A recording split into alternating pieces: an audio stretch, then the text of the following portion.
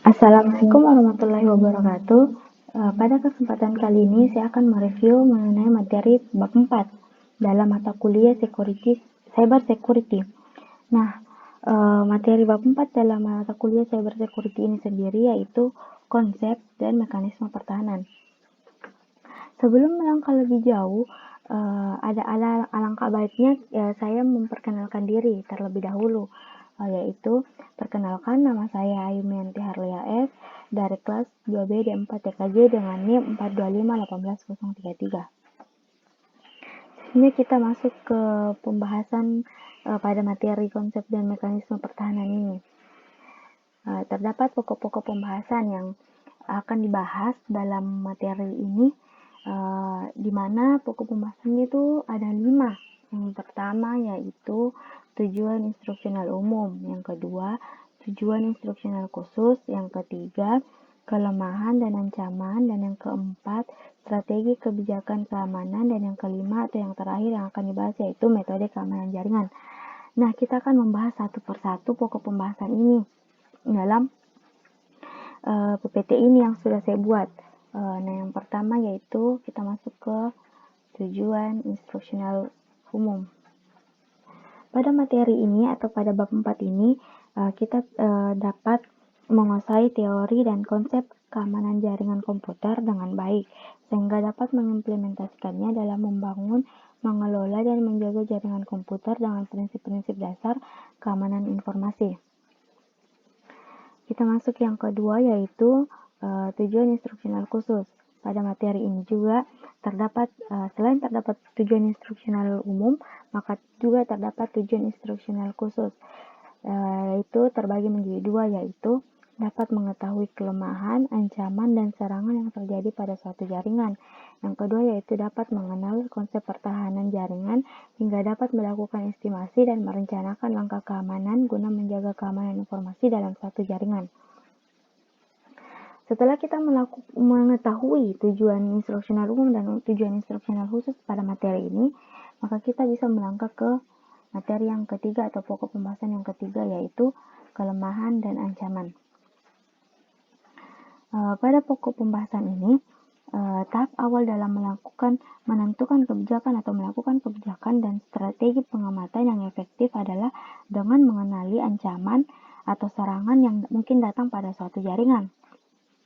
Nah, kita juga harus perhatikan keamanan jaringan. Sebelum kita melangkah lebih jauh, kita harus terlebih dahulu mengetahui apa sih itu keamanan jaringan. Keamanan jaringan yaitu suatu proses yang digunakan untuk melindungi semua komponen yang ada pada suatu jaringan. Untuk itu, harus dulu ditentukan terlebih dahulu tingkat ancaman yang akan terjadi dan memperkirakan risiko yang harus diambil maupun yang harus dihindari dalam konsep dan mekanisme pertahanan ini. Adapun ancaman itu biasanya timbul karena disebabkan oleh adanya kelemahan yang terjadi akibat tidak terpenuhinya aspek keamanan. Kelemahan tersebut memperlihatkan tingkat keandalan sistem keamanan suatu jaringan komputer terhadap jaringan komputer yang lainnya sehingga dapat terjadi ancaman dan serangan. Adapun tujuan dari ancaman itu sendiri yaitu ingin mengetahui data yang ada pada suatu jaringan untuk suatu kepentingan. Yang kedua yaitu membuat sistem jaringan menjadi rusak atau tampilan web berubah. Dan yang ketiga yaitu untuk mendapatkan keuntungan finansial dengan cara yang tidak benar atau yang tidak sehat. Nah, selanjutnya kita masuk ke pokok pembahasan yang keempat mengenai strategi kebijakan keamanan atau security policy. Sebelum kita jauh-jauh lagi, kita harus lagi mengetahui dulu terlebih dahulu apa sih itu security policy. Security policy itu strategi untuk mengatasi permasalahan seperti menentukan mekanisme apa yang digunakan untuk melindungi atau memperbaiki jaringan. Nah, dalam security policy ini terdapat beberapa hal pokok yang harus diperhatikan dalam strategi keamanan, yaitu kajian tentang langkah keamanan yang diambil. Pada hal pokok ini, kajian tentang langkah dan keamanan yang diambil ini dapat dikaitkan dengan faktor teknis dan tinjauan hukum. Dan yang kedua yaitu perumusan perencanaan pemanfaatan teknologi dengan dengan memperkirakan biaya infrastruktur yang digunakan. Yang ketiga yaitu analisa risiko yang akan dihadapi, dan yang keempat yaitu petunjuk bagi administrator sistem untuk mengelola sistem menjadi lebih baik. Dalam security policy ini juga terdapat teknik-teknik yang dapat digunakan, yaitu yang pertama yaitu melakukan autentikasi sistem, yang kedua inskripsi terhadap sistem untuk penyimpanan dan pengiriman data, dan yang ketiga yaitu penggunaan perangkat lunak dan perangkat keras jaringan untuk mendukung keamanan jaringan, misalnya yaitu firewall atau router. Bidang security policy ini sangat penting untuk dikembangkan karena diketahui sendiri bahwa akan sangat menentukan apa yang boleh dan apa yang tidak boleh dilakukan oleh setiap user dalam suatu jaringan komputer yang dimiliki oleh sebuah institusi atau perusahaan. Kita masuk yang pembahasan yang terakhir atau yang kelima, yaitu metode keamanan jaringan. Dalam metode keamanan jaringan ini ada beberapa metode fundamental untuk mengamankan jaringan komputer secara umum. Yang pertama yaitu meningkatkan keamanan jaringan. Nah, dengan meningkatkan keamanan jaringan ini juga terdapat lagi 3 bagian. Yang pertama yaitu pembatasan akses pada network. Pembatasan akses pada network ini biasanya digunakan dengan melakukan penggunaan password. Nah, dengan adanya penggunaan password ini, maka terdapat pembatasan dan pembedahan hak akses karyawan dalam suatu jaringan milik perusahaan atau institusi. Maksudnya di sini dengan adanya penggunaan password, maka kita dapat membedakan hak-hak karyawan itu. Maksudnya tidak semua karyawan itu mempunyai hak untuk dapat menggelitik data-data yang bersifat rahasia pada suatu perusahaan atau institusi. Nah, penggunaan password ini pun memiliki beberapa karakteristik, yaitu pertama, minimal 6 atau 8 karakter, unik dan tapi mudah diingat. Yang ketiga, bukan data pribadi. Yang keempat, gabungan teks, angka, dan simbol yang unik. Dan yang terakhir yaitu bukan kata yang biasa digunakan. Yang biasa kita dengar sehari-hari, maksudnya begitu.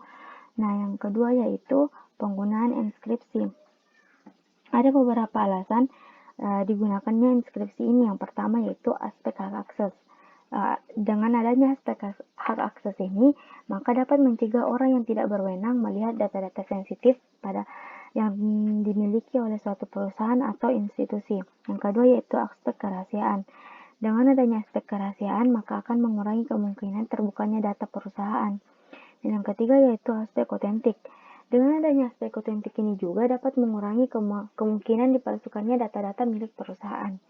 Dan yang terakhir yaitu penggunaan digital signature. Perlu diketahui sebelumnya, apa sih itu digital signature? Definisi dari digital signature itu sendiri yaitu sederetan data yang menghubungkan satu message dengan beberapa sumber informasi. Ini digunakan untuk menyediakan keyakinan bahwa informasi berasal dari sumber tertentu dan belum pernah berubah sama sekali. Cara digital signature ini dibangkitkan suatu nilai dari pesan dengan cara hash, kemudian digunakan algoritma digital signature untuk menghasilkan tanda tangan dari hash value dan private key. Dengan demikian, sekarang pesan dapat diautentikasi menggunakan public key dan tanda tangan. Dan yang kedua yaitu mekanisme pertahanan. Mekanisme pertahanan ini juga terdapat beberapa pokok pembahasan yang harus dibahas, yaitu yang pertama yaitu signature basic intrusion detection system. Nah, ini signature based intrusion detection system ini merupakan salah satu metode yang digunakan dalam instruction detection system. Instruction detection system ini sendiri yaitu sebuah paket sniffer yang bertugas untuk mencari host yang mengirimkan paket-paket yang berbahaya bagi suatu keamanan jaringan. Metode ini akan melindungi sistem dari jenis-jenis serangan yang sudah diketahui sebelumnya. Oleh karena itu, untuk tetap menjaga keamanan sistem jaringan komputer, maka data signature ini akan harus tetap terupdate setiap waktunya. Dan yang kedua yaitu port scanning. Port scanning ini merupakan aplikasi yang dapat menjadi pintu masuk penyerang ke dalam sistem jaringan komputer. Port yang terbuka tetapi tidak digunakan perencanaan yang ada, maka aplikasi yang berjalan pada port tersebut harus segera dimatikan agar tidak menjadi celah yang tidak aman untuk suatu keamanan jaringan. Dan yang ketiga yaitu paket fingerprinting. Paket fingerprinting ini merupakan mekanisme yang mengetahui peralatan apa saja yang ada dalam suatu jaringan komputer. Hal ini penting karena peralatan dan sistem operasi memiliki karakteristik dan kelemahannya masing-masing. Artinya yaitu dapat diantisipasi langkah pengamanannya. Dengan adanya fingerprinting ini, maka dapat diketahui sistem operasi dengan meninjau header di IP, kemudian dibandingkan dengan acuan yang ada. Nah, pembahasan yang ketiga yaitu mengatasi keamanan. Dan dengan mengatasi keamanan ini, maka terdapat beberapa langkah keamanan yang dalam mengatasi keamanan ini terdapat beberapa serangan yang dapat dilakukan dan cara untuk keamanannya atau mengantisipasinya. Yang pertama yaitu ada DOS atau DDoS, yang kedua yaitu Smurf attack, yang ketiga packet sniffing, dan yang keempat yaitu IP spoofing. Nah, kita akan bahas satu persatu. Yang pertama yaitu DOS atau DDoS. Denial of Service and Distributed Denial of Service ini adalah sebuah metode serangan di mana klien menyerang pihak server dengan terus-menerus mengirim paket inisiasi sehingga server tidak dapat membuat koneksi. Dan yang kedua yaitu Smurf attack. Smurf attack ini memiliki mekanisme yaitu penyerang akan mengirimkan paket ping permintaan ke suatu host dan merubah alamatnya menjadi alamat IP yang lain, sehingga host tersebut akan mengirim paket balasan ke IP tersebut. Adapun langkah pengamanan yang dapat dilakukan pada Smurf attack ini adalah microblocks, yang berarti ketika ada sebuah host yang menerima paket inisiasi, maka host akan mengalokasikan ruang memori yang sangat kecil sehingga host tersebut bisa menerima koneksi yang lebih banyak. Nah, yang ketiga yaitu paket sniffing. Paket sniffing ini adalah sebuah metode serangan dengan cara mendengarkan semua traffic di jaringan sehingga sebuah host bisa merubah konfigurasi dan memproses semua paket yang dikirimkan oleh host lain. Adapun langkah keamanan pada paket sniffing ini terdapat dua, yaitu memeriksakan apakah ada host di jaringan kita yang sedang dalam mode promiscuous sehingga dapat melakukan sniffing. Dan yang kedua yaitu mempergunakan SSL atau Secure Socket Layer untuk mengamankan HTTP. Ini digunakan untuk metode enkripsi yang dikembangkan untuk memberikan keamanan di internet. Dan yang terakhir yaitu IP spoofing.